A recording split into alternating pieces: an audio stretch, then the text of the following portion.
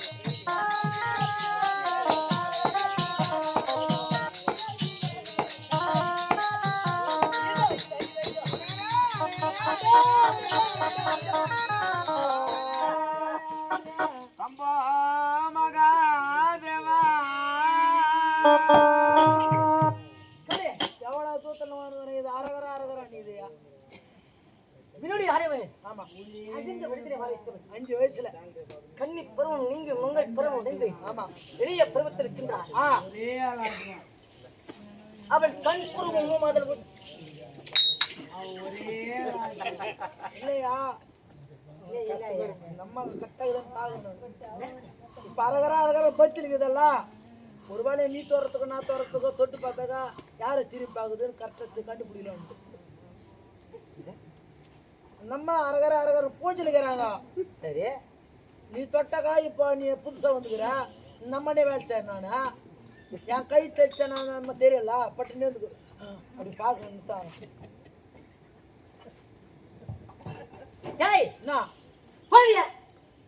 நீ உள்ள போட என்ன சொல்றாரு? அவர் பொண்ணு அம்மா நீ தொடாது இல்லப்பா பொண்ணு நான் சொன்னேன்.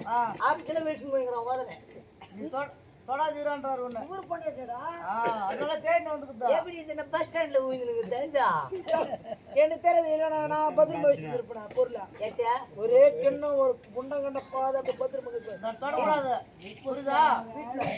இனிமே தொடக்கூடாது. அழுத விடுதலை மாறிட்டவன். ஆமா, கன்னிப்பருவம் நீங்க மங்கைப்பருவம் விழுந்து 8 பேர் மணி மாறினே. ஆமா, 8வது மனைவி. 8வது மனைவி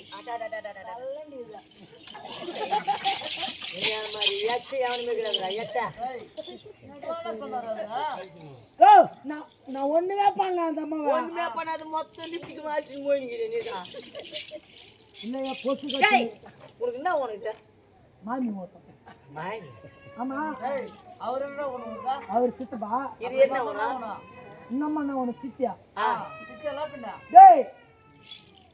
வீட்டுக்குத்தான் சித்தி, கூட்டுக்குத்தால சொந்தக்கத்தாலாம் சித்தி சித்தி நீடா. நான் எதை பார்க்கின்ற அது உனக்கு சித்தி முறைதான். அது மூஞ்ச பாரு, அயன் பாக்ஸ் மூஞ்சி போயிருக்குது. சித்தியா நாடா குறை அவருக்கு மின்னொழியாகப்பட்டவள் கொள்ள மனைவி இளைய மனைவி போல் இருக்கின்றால் அவளுடைய கண்புறமும் அதன் உதட்டழகும் அவள் மூக்கழகும்